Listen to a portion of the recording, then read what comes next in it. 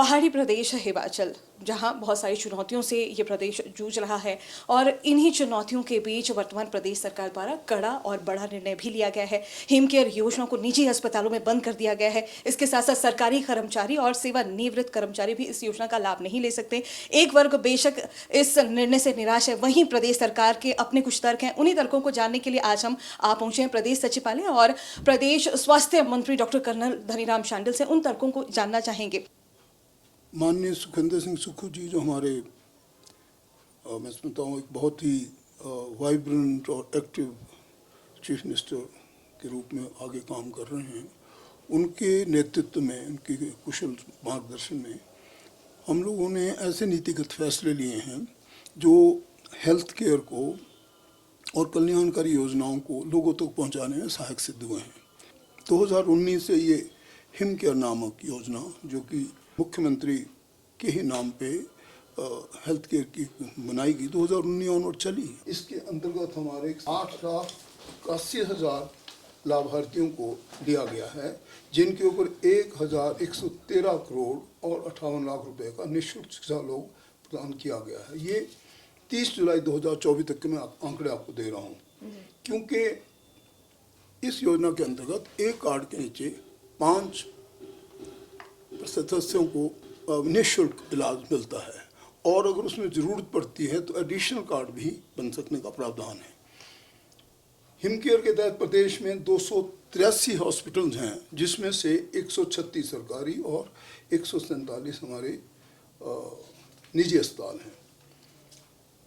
इन निजी अस्पतालों में 401 करोड़ रुपए के क्लेम्स और सरकारी अस्पतालों में 712 रुपए के क्लेम अभी तक हुए हैं। इनमें से निजी अस्पतालों के 251 करोड़ 61 लाख रुपए और सरकारी अस्पतालों के 402 करोड़ 40 लाख रुपए के क्लेमों का भुगतान किया जा चुका है।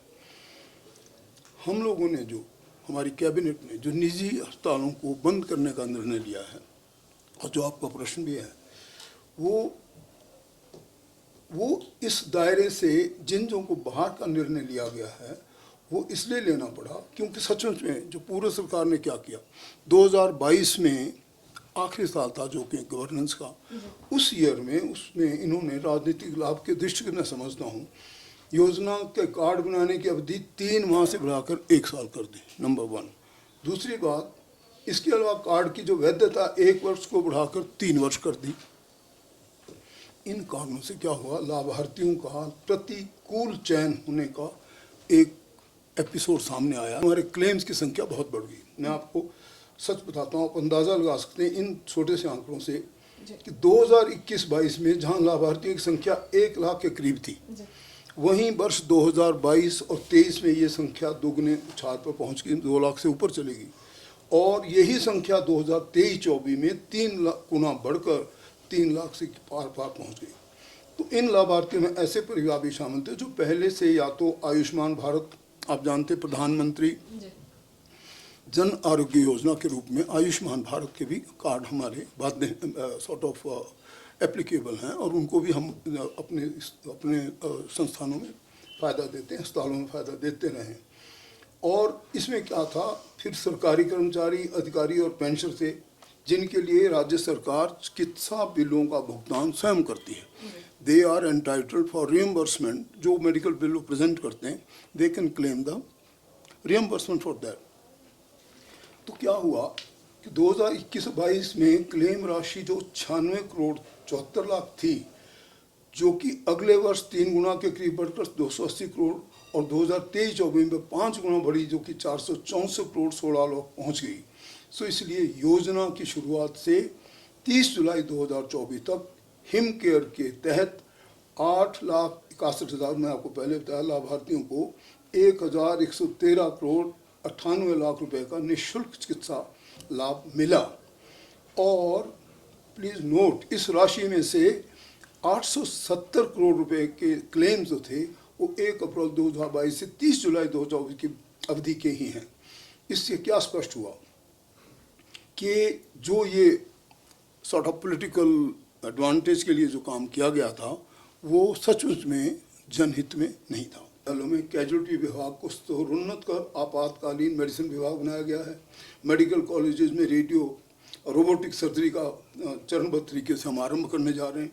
और सबसे बड़ी बात मैं आपको बताऊं, जो कैंसर के मरीजों की बढ़ती संख्या को देखते हुए doctor Radhakrishna medical college Hamirpur में स्टेट ऑफ द आर्ट सुविधाओं को देते हुए हम लोगों ने स्टेट कैंसर इंस्टीट्यूट बनाने का निर्णय लिया है। देखिए, जो हमारे 68 विधानसभा क्षेत्र हैं उसमें जहाँ पर भी वहाँ के चुने प्रतिनिधि ने बात बताई, हमें बताया, हम लोगों ने आदर्श स्वास्थ्य संस्थान खोले हैं। तो आप देखेंगे अगले 1 महीने में धीरे धीरे हमारे जो हॉस्पिटल जिनके पास कमी है पैरामेडिक्स की, डॉक्टर्स की, नर्सिंग स्टाफ की, वो हम पूरी करने जा रहे हैं। और मैं इसलिए बता रहा हूँ नज़दीकी को छोटा सा जो उसकी गला सिविल हॉस्पिटल के रूप में बनने जा रहा है, उस स्थान पर हमने आदर्श स्वास्थ्य संस्थान बनाया क्योंकि 19-20 पंचायतों का केंद्र है। ऐसे ही सब विधानसभा क्षेत्रों में आप देखेंगे जहाँ ये लोग चले गए हैं, स्पेशलिस्ट कास्ट गायनेकोलॉजिस्ट, आपका सर्जन या आपका मेडिकल स्पेशलिस्ट भी पहुंच जाएंगे, तो आप देखेंगे कि हमारे यहाँ के हॉस्पिटल पे कितना कम दबाव होगा। आपके KNH, DDU, IGMC में बहुत लोग, और खासकर जैसे चुमेना जैसी जगह में लोगों का आना जाना वही होगा जो सीमित रूप में होगा, नहीं तो यहाँ पर बहुत बड़ा दबाव होता है और उनको एडमिनिस्ट्रेटिव ठीक से रखना और उनको पूरी चीज़ें देना मुश्किल होता है। इसलिए ये जो अभी हमने इसका जो खर्चा बचाया है, जो इतना ज़्यादा हो रहा था, वो इस प्रकार की सुविधाओं को, जो एडिशनल स्टाफ है या जो आने जाने का उन बच्चों को खर्चा देना पड़ता है, जो ये कैंसर डे केयर के लिए लोगों को आना पड़ता है, ऐसे गरीब पेशेंट भी है जिनके पास पैसा ही नहीं होता, उन सबको ये सुविधाएं प्रदान की जाएं। अच्छे उपकरण खरीदे जा रहे हैं, अत्याधुनिक प्रणाली से संचालित मशीनें हों और लोगों को अच्छी सुविधाएं मिले। यही हमारी, मैं समझता हूँ, माननीय मुख्यमंत्री सुखविंदर सिंह सुक्खू सरकार का विशेष सॉर्ट ऑफ केंद्र बिंदु है।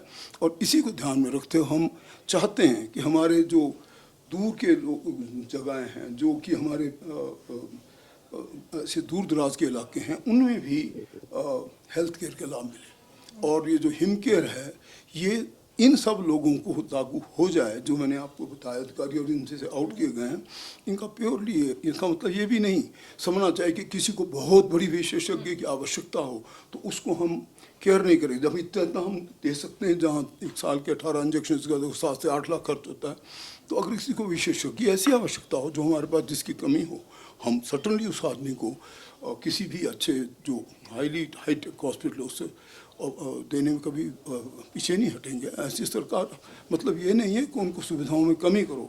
सरकार का मतलब है कि सुविधाओं में बढ़ें और जिनको सुविधाएं लागू होने उनको ठीक ठाक से मिले। पूर्व मुख्यमंत्री जयराम ठाकुर का पिछले कल का बयान हम देखें तो उसमें यही कहा गया है कि योजना में अगर धांधलियां थी, त्रुटियां थी, तो उसका संशोधन किया जा सकता था। हिम केयर योजना को बंद नहीं किया गया है, ये शायद मैं बड़े आदर से उनको भी समझाना चाहता हूँ। जैसे मैंने कहा कि एक प्रकार से संशोधन किया गया कि जो भी इसके पात्र व्यक्ति हैं उनको ठीक तरीके से ये लाभ मिल सके। जैसे मैंने आपको कहा कि जो धांधलियाँ क्या हैं, धांधलियाँ मीन नथिंग कि भी हम तो ये कहते हैं कि अगर हर्निया का ऑपरेशन बड़े आराम से 20-25 हज़ार में होता, अगर 1 लाख का हो जाए, इनके बड़े इन्फ्लेटेड बिल आते हैं।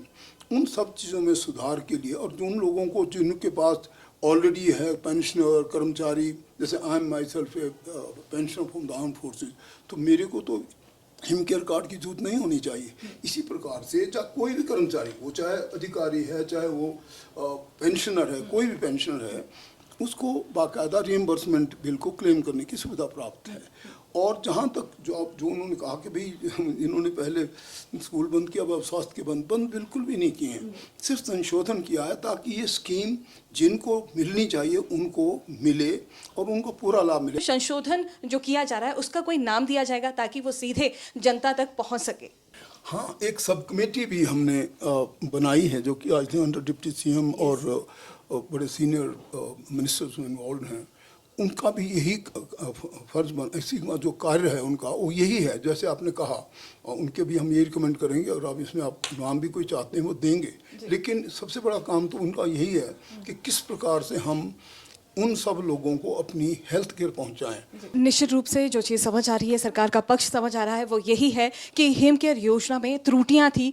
हालांकि त्रुटियां बेशक थी, लेकिन हिम केयर योजना को बंद करने की एवज में प्रदेश सरकार बेहतरीन कदम उठा रही है, अच्छे कदम उठा रही है, जिसमें कैंसर पीड़ितों को जहां पर लगभग 42 दवाइयां मुफ्त देना इसमें शामिल है। इसके अलावा हिम केयर योजना जहां इसकी त्रुटियों को देखा जाए और त्रुटियों को अगर भिन्न किया जाए तो प्रदेश सरकार जो यहाँ की जनता है स्वास्थ्य सुविधाओं में लाभ देना चाहती है।